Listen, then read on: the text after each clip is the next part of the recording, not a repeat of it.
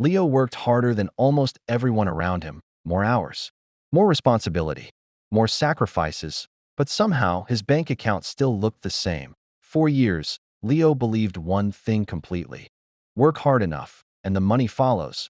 But here he is, 31 years old, tired in a way sleep doesn't fix. And when he checks his bank account, the number staring back at him doesn't match the hours he's put in. Not even close.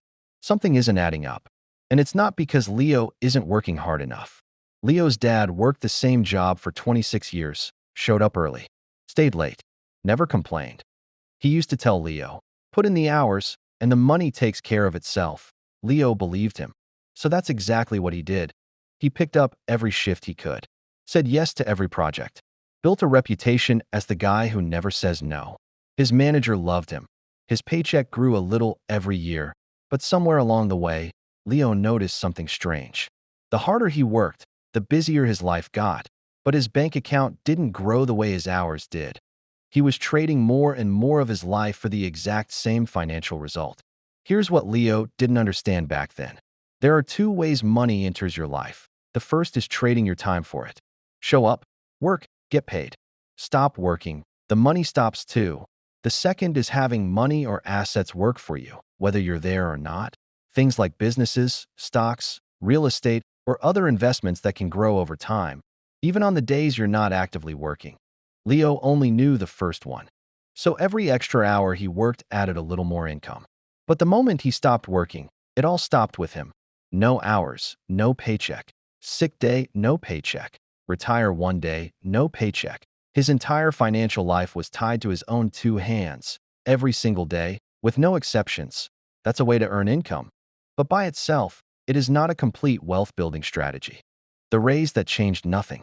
2 years ago, Leo got a raise, 12% more than what he was making. He celebrated, told his friends, felt like he'd finally turned a corner. But a year later, his savings account looked exactly the same as before the raise. At first, that confused him.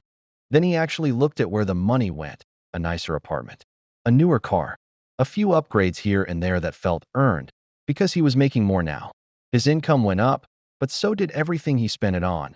Leo wasn't broke. He just wasn't building anything either. He was earning more and keeping the same amount of nothing.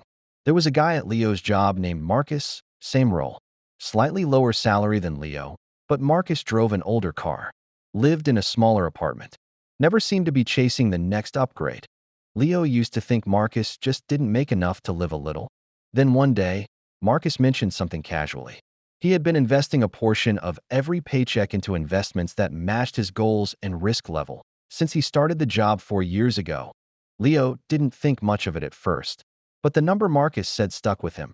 Marcus, making less than Leo, had built more in 4 years than Leo had built in 7, same industry, same hours, lower paycheck, but a completely different financial life. That didn't make sense to Leo until he understood what Marcus had actually been doing differently. Marcus worked hard too. He showed up. He put in real effort. He wasn't coasting. The difference was that he focused not only on earning money, but also on building something with the money he earned. Every time Marcus got paid, a percentage moved automatically into his investments before he touched the rest. He didn't wait to feel ready. He didn't wait for a raise to start. He just built the habit early and let time take care of the rest. While Leo was working extra hours trying to out-earn his way to wealth, Marcus was putting in honest work and letting his money put in hours of its own. That was the real difference. Not how hard either of them worked, where the money went after they earned it. This hit Leo harder than he expected. For the first time, Leo realized the problem wasn't that he wasn't working hard. The problem was that nobody had ever taught him what to do with the money after he earned it. He had been pouring more and more effort into a bucket that had a hole in the bottom. Earning more money without changing where that money goes doesn't build wealth. It just means more money passes through your hands on its way to nowhere. Leo didn't quit his job. He didn't ask for less responsibility. He kept working the way he always had, but he changed one thing.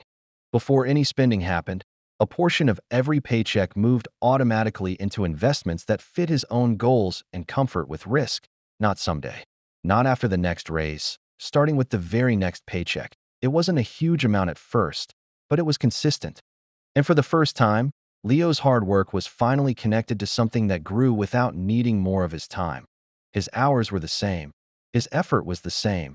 But now there were two things happening at once. He was earning, and quietly, separately, his money was working too.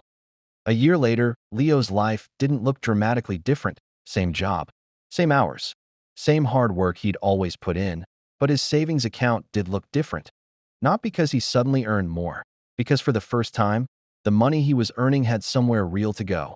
He thought about all those years he spent chasing extra shifts, convinced that more hours were the answer, and he realized the missing piece was never about working harder. It was about giving his money a job of its own. Working hard will always matter. It pays the bills. It builds a reputation. It keeps the lights on. But working hard alone was never going to make Leo wealthy. You can work every extra shift available and still end up exactly where you started, or you can work the hours you already have and let a portion of every paycheck start working too. Leo spent years thinking the answer was doing more. The real answer was doing something different. Because wealth isn't built only by how hard you work. It's built by what happens with the money your hard work creates.